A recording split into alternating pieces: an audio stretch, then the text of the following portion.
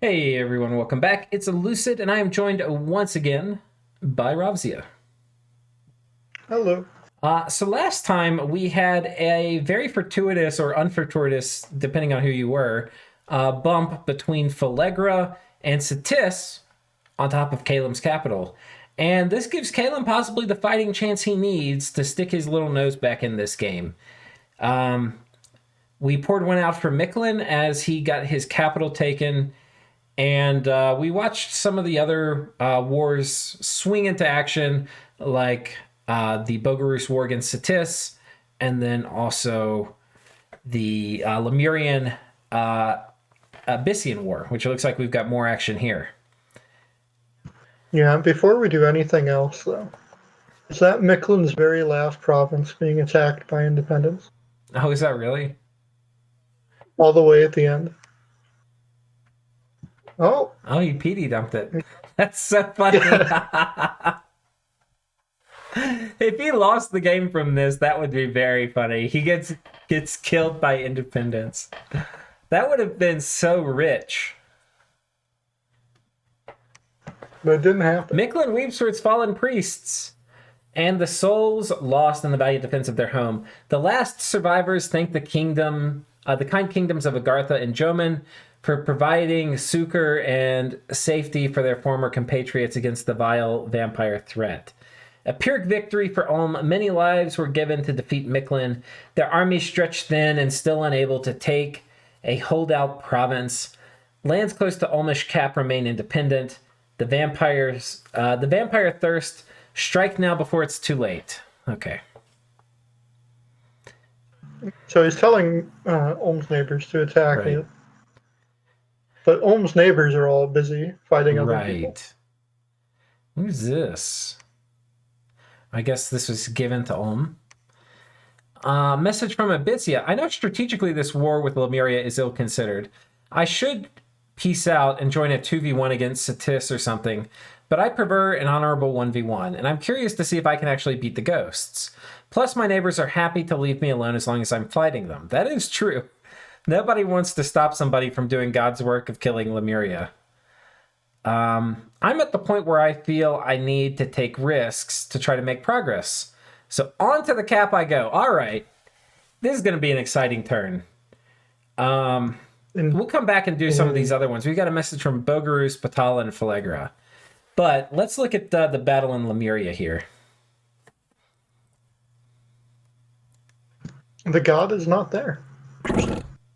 I think he's going to win this. If he does 5 fire elementals, or 6 it looks like. Even more than that. 7. Looks like 9 or... Oh, no, there's, yeah. Oh, my God, it's 9. Yeah. I don't GG. think Lemurian will be able to stop. Lemuria is fucked. I mean, there could be 300 ghosts here. It wouldn't matter. The only thing that's good about this is fire elementals have a few malices. They've got lower defense, attack, and strength and cold. Right? And they have cold vulnerability. Right. So you can put them potentially. And they don't have any protection, and they're ethereal, right? So the magic weapons do some damage to them. However, all that being said, they just get eaten alive by fire elementals. The attack skill being lower doesn't matter because it's an AoE. Right, right. The fire elementals have pretty good MR, so the spectral weapons will likely do half damage when they. So let's I want to take a detailed look. How many fire gems they use? Okay, so again, he's wasting fire gems. You only need 1 fire gem, and this is really important, right? So put these gems on a commander or something. You only need 1 here. Is he casting Phoenix Power? Yeah. He is, so there's really no reason to be wasting it. But, you know, in the scheme of mistakes new players make, he's casting the right spell. He's just using too many gems to cast it. I also want to see if these guys are starving. They don't appear to be. They probably will be this turn if they're on. The other thing is his spacing is good, so that he's spacing it so that his fire elementals are always in front of his troops, which is that was really good too. So a few ghosts here. But I think importantly, there's a consul, a centurion. This is his prophet. There's a consul, and there's Scasius with super freaking high defense. And there's so 3 holy threes who are not going to run away. Is there only one sacred here? Oh no, there's a few. There's 3, but one of them just got stolen. 2 of them just got stolen. No, but that's okay. None of them were commanders. I was thinking if the only thing's a commander. Yeah, I think they just can't kill them, and then of course Scasius has such a good ability to clear squares.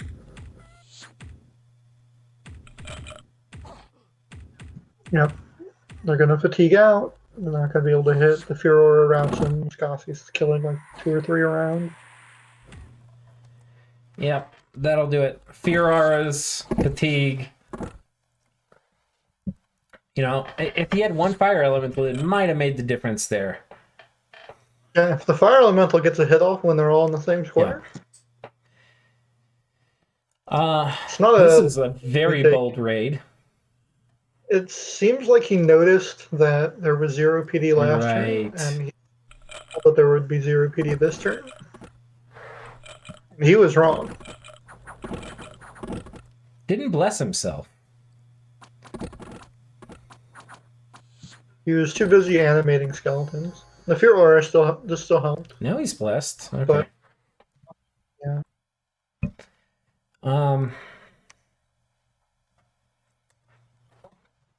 Here he finds some indie crossbows, as well as a bit of PD. Some of this is PD, some of that's actually hired troops.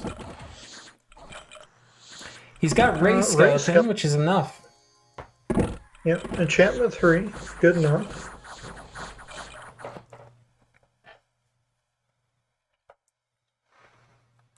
Good rating, for the most part, good rating, counter rating by Lemurian, but he's got to find a way to deal with the attack on his capital. We don't know if Abyssian has more fire gems to throw in there. We can tell that they are definitely starving. Yeah. On Lemurian. So. Unless he has some secret supply item somewhere. I don't think you try to hold this as Abyssian. I think, first of all, the siege strength here is only 120. You're going to be here like 4 or 5 turns.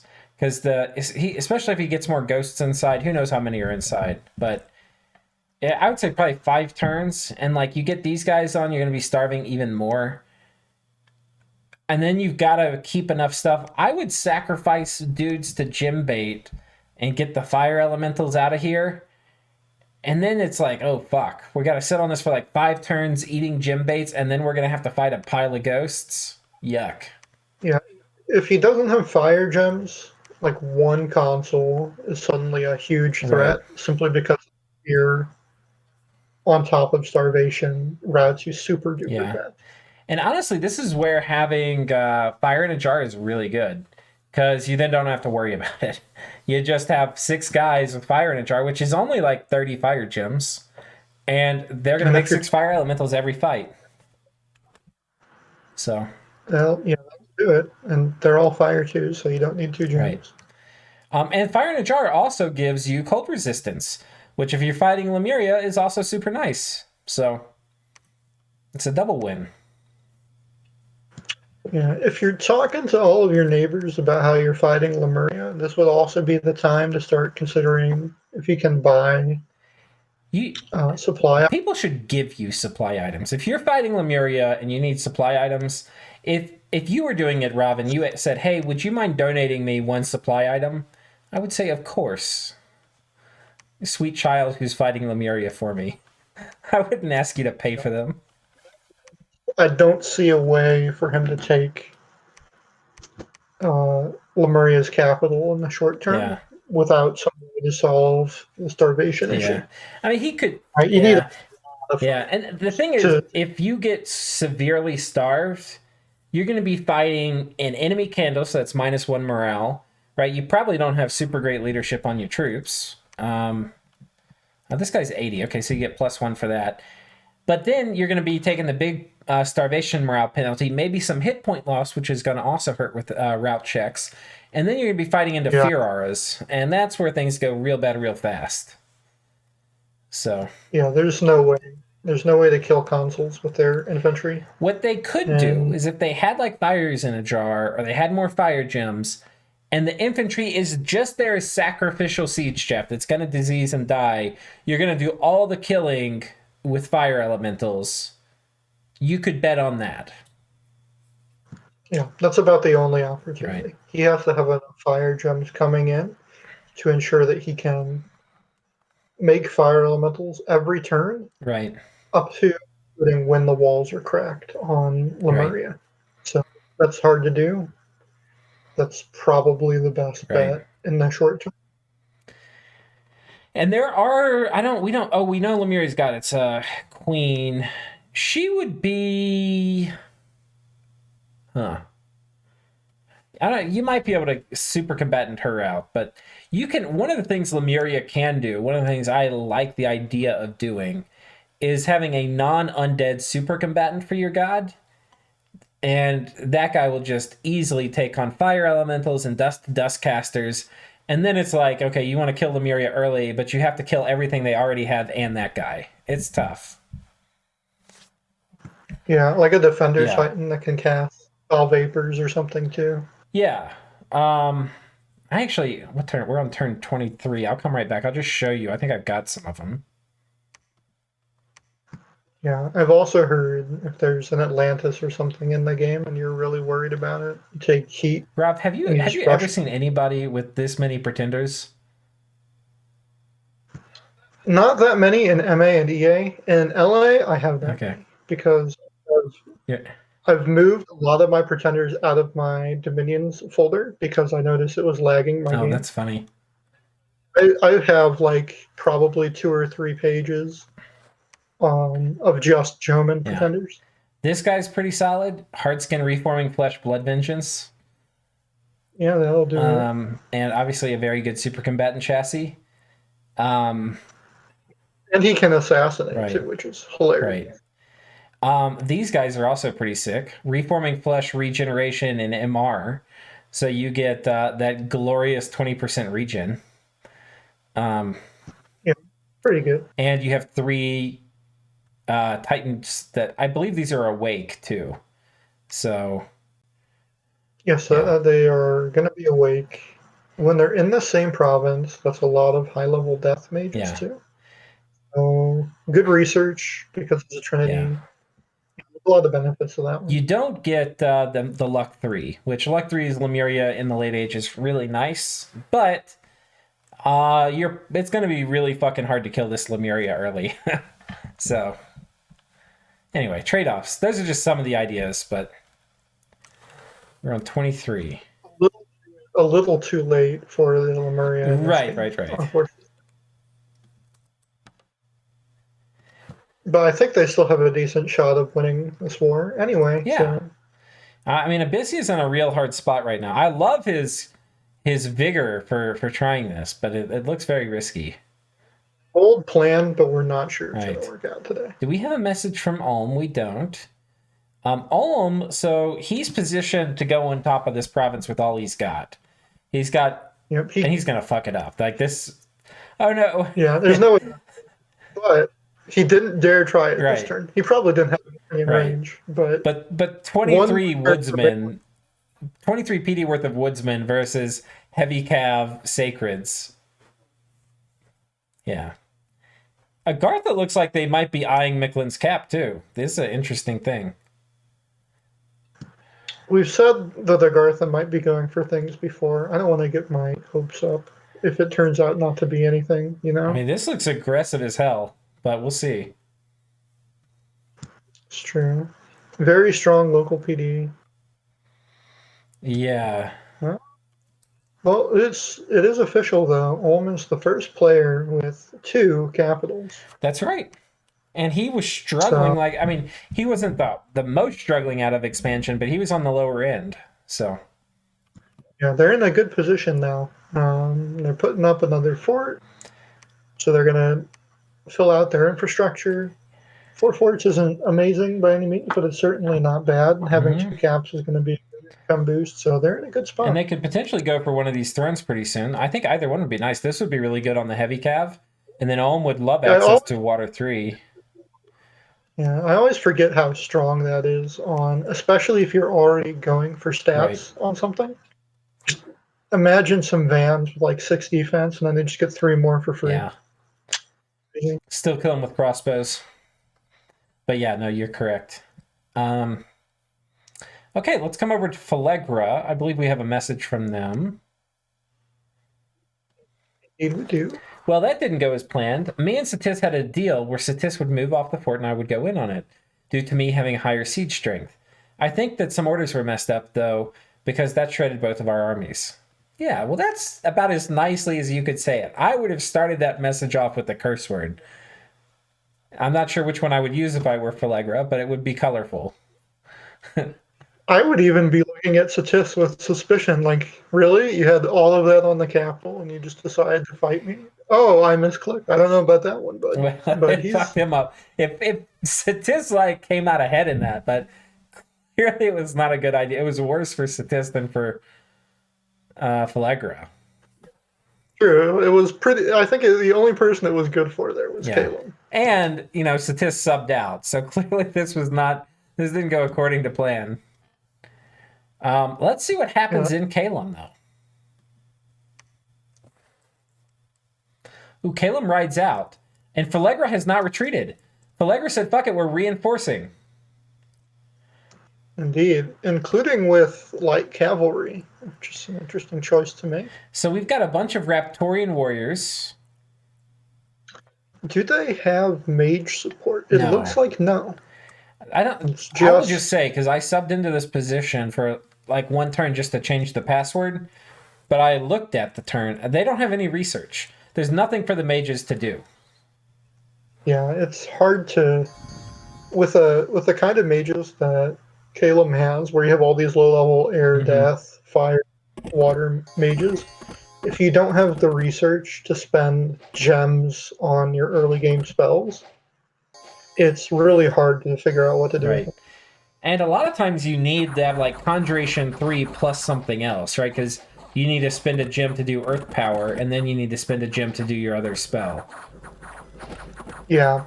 And, I mean, I'm concerned for Caleb. That's a lot of Iron Guard. And Iron Guard and those are birds up. The question is, can they get the commanders? How many commanders are left? One. Oh my god. One commander. An oppressor general. Where is it? Is he? Right on the front line, isn't he? This is him. Yep. It's this guy. Yeah, probably the one in the most danger.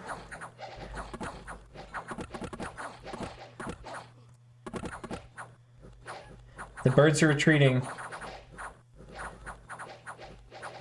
One strike. Oh! Oh, he got hit. He's got like 1 HP. He's routed! That's going to trigger it.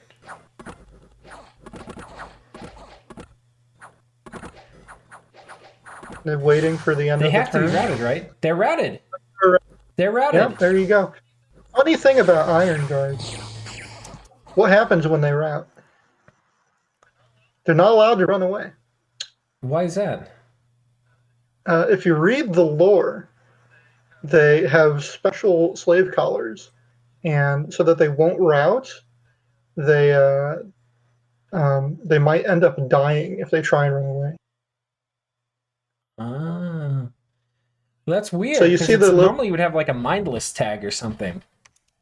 Yeah, you see the little like looks like they're being mind burned or something. That's colors going off, taking extra damage. It doesn't guarantee the kill, but it really hurts if they're like just routing and they're all almost off the field, and then suddenly half of them are taking 4 or 5 points of damage. Chip, you know. Well, that could not have been closer.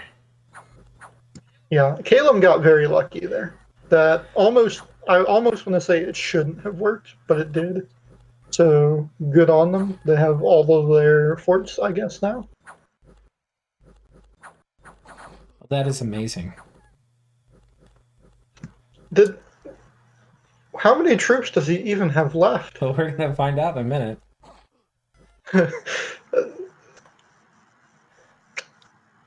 Very close fight. Oh, there were long dead in here that he didn't bring out. Man, he needed those. Yeah, that's something you can use your mage for. Uh, Honestly, if you look at the losses, it's hard to believe that that was a win for Caleb, yeah, right? Because twice as many troops. but that was definitely a win.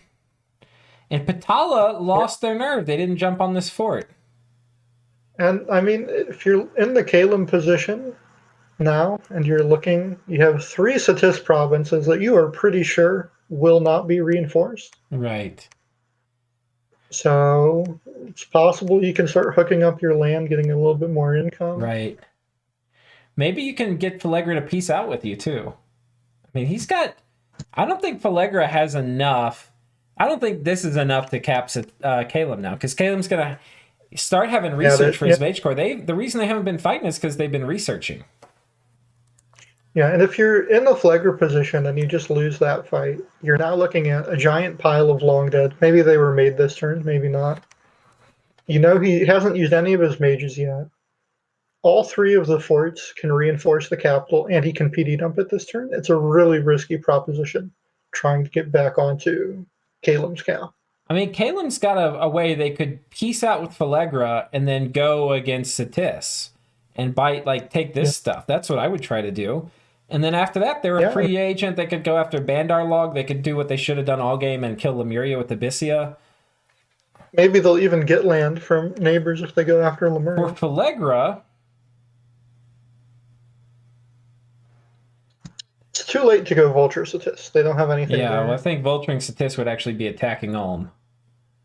But, or I mean, not Ulm, Bogurus. So, I mean, they could actually ally and turn on Bogurus as an option. That's true. And then they both deal... In fact, you could even maybe buy Fallegra off saying, hey, I'll give you Satis's cap, but help me kill Bogurus, and I'll come take this stuff.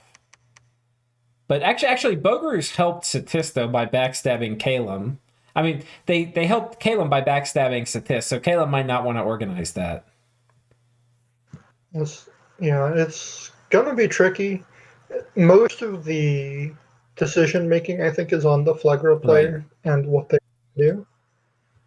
Because Caleb has to defend themselves, so they have to wait and see what Flegro does. Right. And Flegro is one who's not, either in a major war like Bogurus is or fighting for their life. So they have the most agency, I guess. So it's depend on their actions. So that's that. Let's go look at Patala. I know they sent us a message. Hi, casters. Does this mean he's Swedish? I think it does, but who knows? I think it's been roughly one in-game year since my last bi-yearly update. Oops. So first off, big oof to my buddy Satis. I hope they can get back in the saddle and join all of us for more games in the future. Second, hot damn, did my plan work or what? I was worried about throwing my best mages at that throne, that it was totally going to fail, and I was going to be right in a hole. Hopefully, claiming 2 thrones this turn doesn't paint too large a target on my back. P.S. Why do I always find the throne of misfortune? Yeah. Tell me about that one. I'd still claim it, by the way, as we were talking about.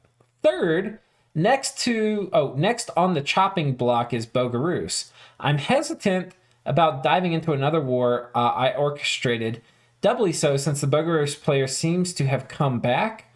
Either way, I think the plans have escalated outside of my control, and all I can do is split Bogurus with Joman and press on. Lastly, we're going to Mega Rush Conjuration 9 so we can start producing Rudra Supercombatants. Well, I don't know about that. Time to bring out the special ops. I'm not sure Bogurus was ever away either. I think he was absent from games. I mean, from Discord. He wasn't responding for a while. So okay. And this does not bode well for Patala that they have a bump in that province.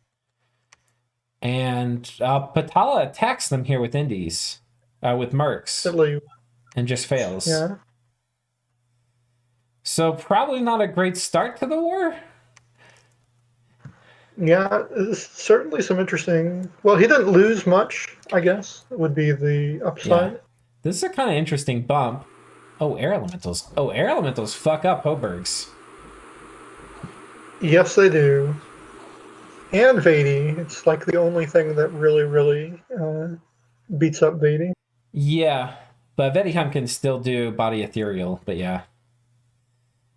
Um, Um, I I guess they made the decision just last turn because they're moving that army back from Calum now. right. Okay. It looks like Bogurus, who we also got a message from, is maybe also suspecting that something might go down with Joman soon.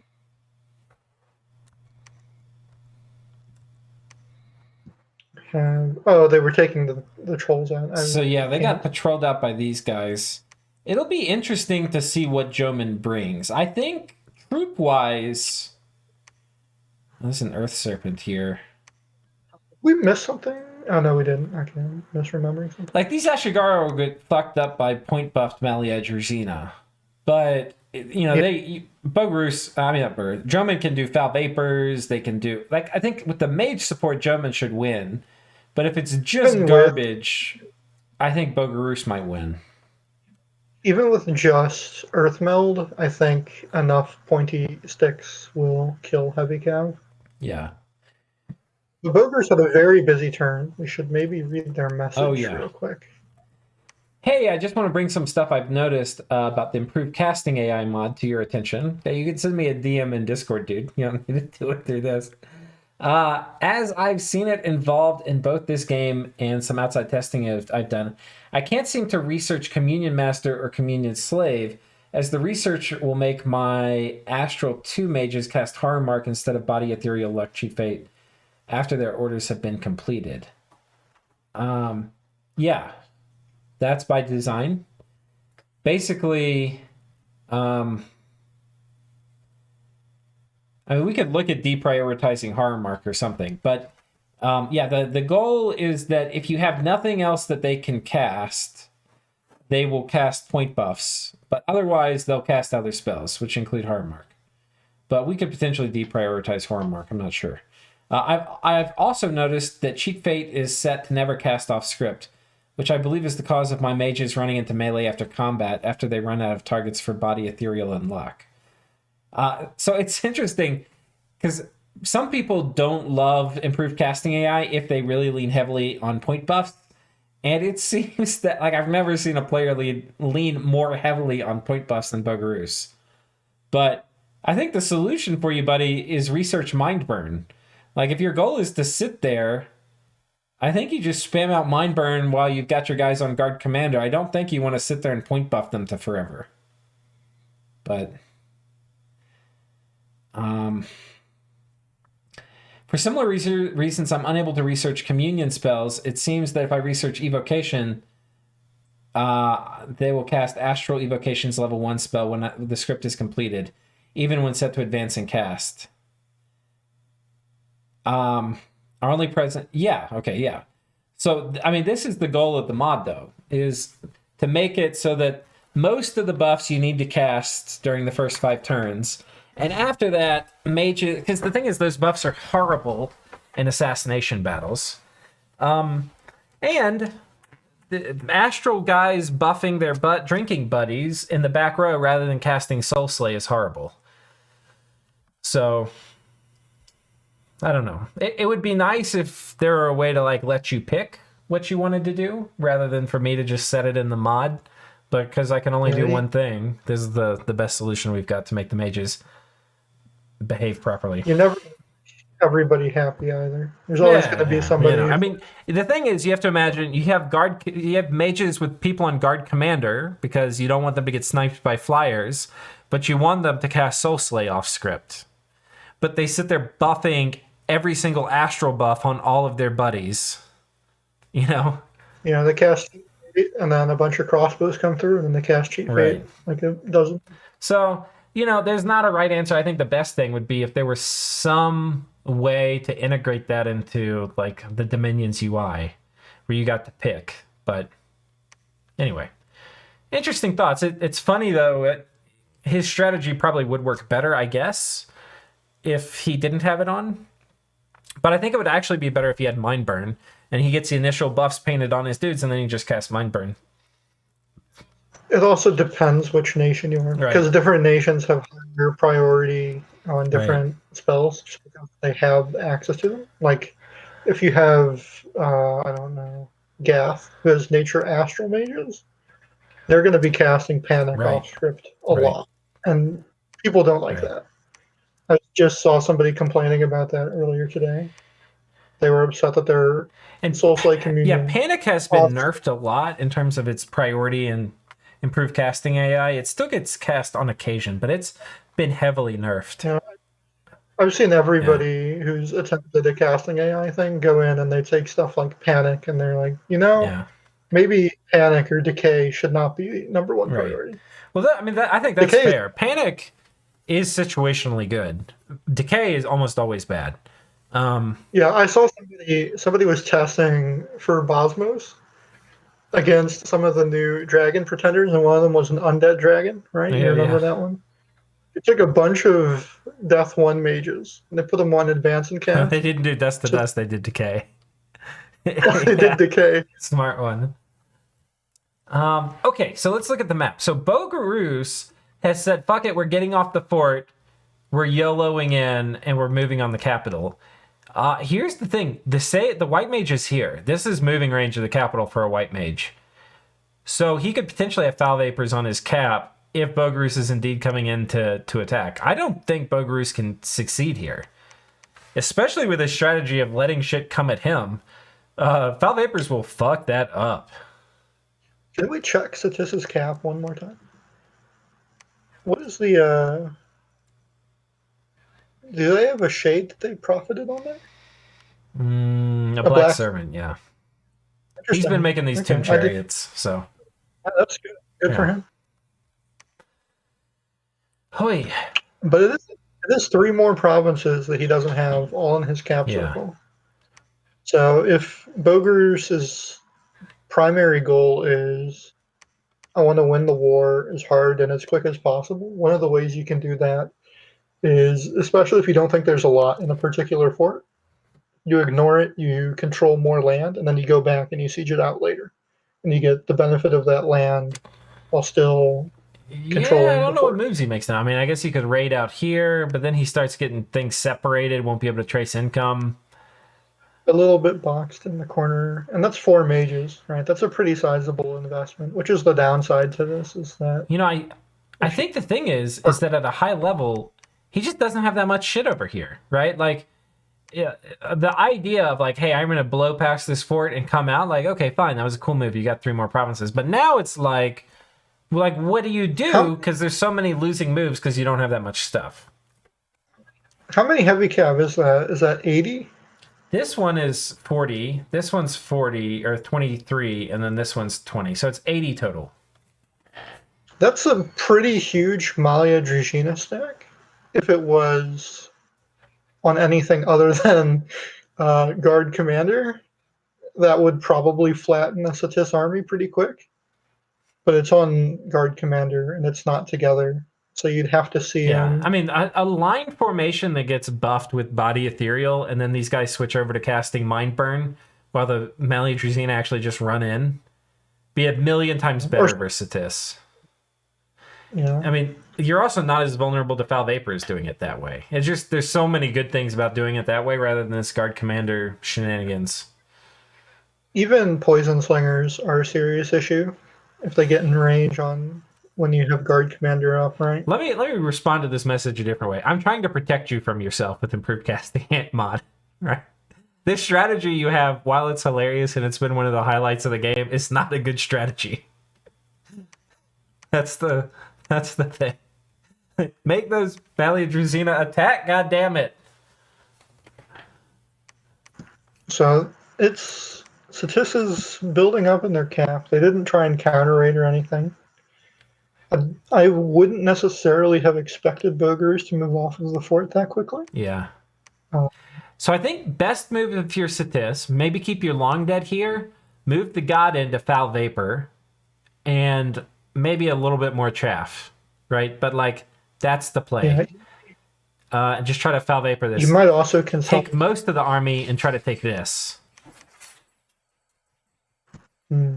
Yeah, they can get across the river because they have swimming. I forgot. What do you do if you're Bogurus? What move would you do? You come back to the fort? Either come back to the fort and send that one army off into the corner to distract while I take the fort. Okay. Or consolidate in the central province and say, you can't get all of your stuff there. This is the safest way to get back to the fort with all of my stuff. Okay.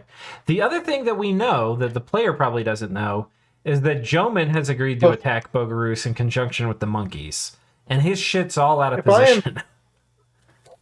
If I am Bogurus and I see Patala suddenly attack me with mercs in the south and move stuff closer to the border, and I see Joman lining up some pretty big stacks, and if we look at if we had gone back and like measured where Joman's troops were going over the past few turns, you'll notice that there's a party that's been constantly moving in between Joman's cap and the farm province. Right. And even this turn, there's more troops being ferried over. That's been happening every turn. So I don't know how much Bogurus is paying attention, but I would be pretty suspicious about armies sitting there. We also that's don't know the diplomacy, but what we do know is that all of his neighbors are free agents, which is just risky as hell. That's true. And that's also a reason to not overextend into this, to maybe just peck at the borders, try to get him to waste some troops or something, or I don't know. It's already been a successful war for Bogurus because they've lost absolutely nothing. Yeah. Right? Except mage turns, so a few mage turns, but if you can get like a fort and some provinces out of it, it's a pretty good return. It's Joman's not even putting a fort on that. Let's look at research real quick. I want to compare Joman and Bogurus. Bogurus is ahead of in research. They have a shot at winning this war, but they're going to need... There's a couple problems. They're a little bit split, and they don't have a ton of troops. Yeah, that's some of the main issues. And I mean, Joman did very well in expansion, but we haven't seen how they use mages, and we haven't seen any complicated scripting from them yet. So this will be they're presumably going in. This will be a pretty big test of. And it's also like, what are you going to do with your mages? I don't think, like, if you're point buff or die, I don't think that's going to be necessarily great against Joman. Like, if he marches in unsupported troops against you, and you're doing point buffing, and literally he's doing exactly what you want him to, which is take chaff and just pour them at your mages who are on guard commander with buffed up Malia Druzina. Like, sure, you'll win that. But that's like expecting your opponent to be stupid. Which, it's a new player game. It could happen. But if Joman starts doing magic, you're in trouble. And then the optimal play for Bogurus switches. Like, okay, your opponent's doing foul vapors and shit. Okay, well, let's drop 20 air elementals on him. Like, how about that? Let's do storm and air elementals. Let's do thunderstrike. Let's do other things with our mages that'll help you win the combat. Like mass archers and do aerofend, or earth elementals or fire elementals. Like, Bogurus can do all these things. Yeah, it's going to be interesting for sure to see how they both use their mages. If Joman is not paying attention and they run Ashigaru unsupported into point buffed Malia Druzina while their mages stand, twiddling their thumbs on the other end of the battlefield, there's a lot really quickly. You can lose 2 fights in a row, and suddenly all of those Ashigaru that are sitting there are gone. So they need to be careful with how they use their mages as well. And I mean, would argue Joman is still probably in the #1 position as of this turn. They have the largest army.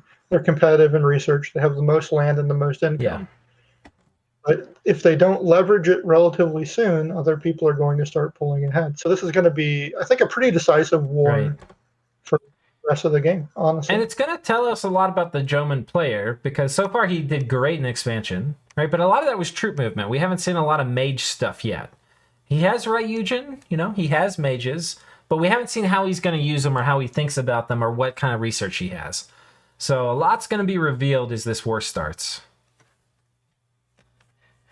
And we have Arcocephali up here cosplaying Grippa. Yeah, that's a pretty big army to have chilling in your capital. And go get some thrones, my dude. Come over here, get this inner throne.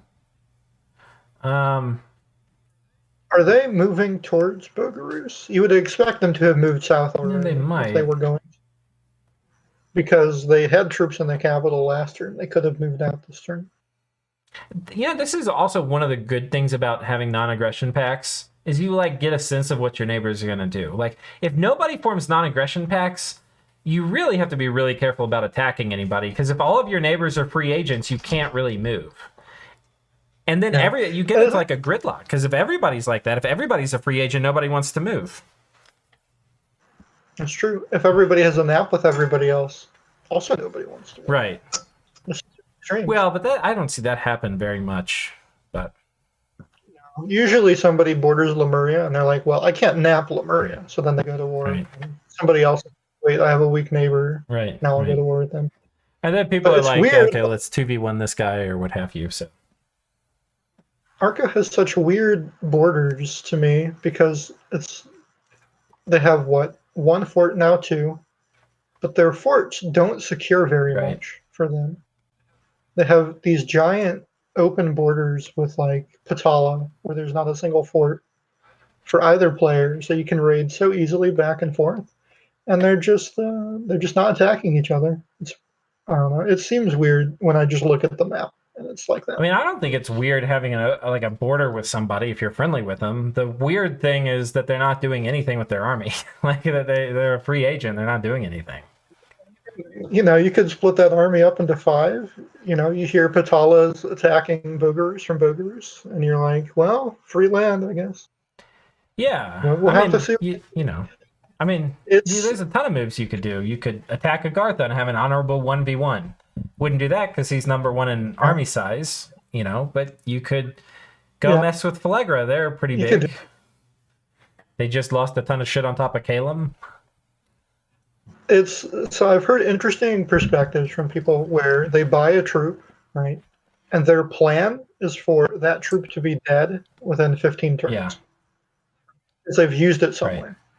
Right. They don't want troops that are just sitting around. They want to use them so that they're getting something from the golden upkeep that they invested in, right? So that's kind of maybe a more advanced idea than I have a big army, therefore I'm secure and stuff like that.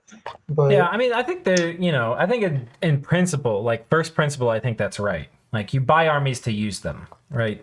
And there's an old saying in actual politics and the world geopolitics that the problem with standing armies is they don't stay standing very long, right? So now it's taken for granted that like in a technologically advanced era, everybody needs advanced standing armies. You can't wish an aircraft carrier into existence like the first year of a war, right? You have to man it, prepare it. Yeah. But back when people fought with rifles, which everybody had for hunting anyway, that wasn't the case as much. I mean, you still had artillery and cavalry, but there's a lot of discussion, should you have standing armies or not? And what people noticed is that if you had a standing army, you tended to use it. And that was not necessarily a good thing if you wanted to be a peaceful nation. So, and that's not really true in Dominions either. Yeah. You see people like Agartha and Arco here have both pretty good armies, but they haven't really used them yet. Well, yeah, but I think especially for advanced games, people are going to build armies and use them. Right.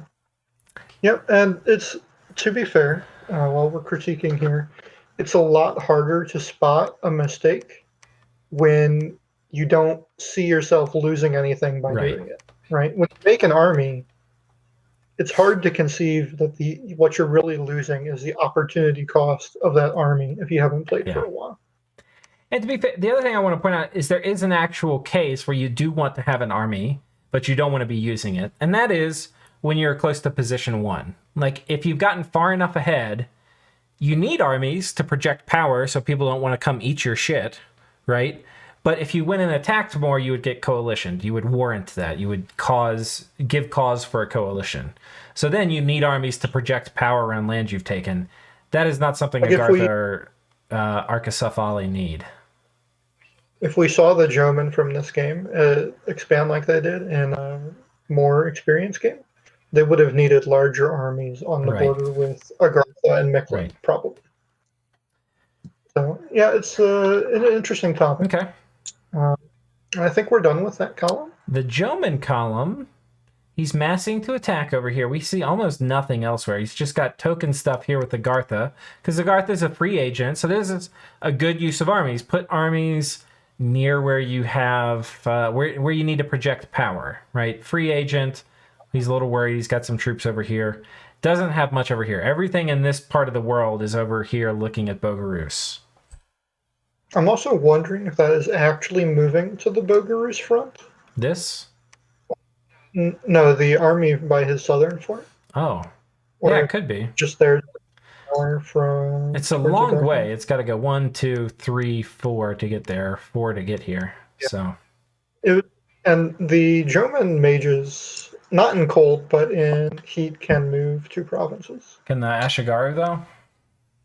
No, they cannot. Okay. In fact, none of their troops can. Okay. So they have to move slower for those. He's already making Onmyoji, so he's already moving into the astral mages as well. Okay. Interesting. And Agartha, they're role-playing or cosplaying Grippa. They got this big army here. We'll see if they pick a fight with Ulm. Yeah. We said earlier it seemed like Ulm traded a province with Joman. Right. So oh, you're breaking up there, Chief.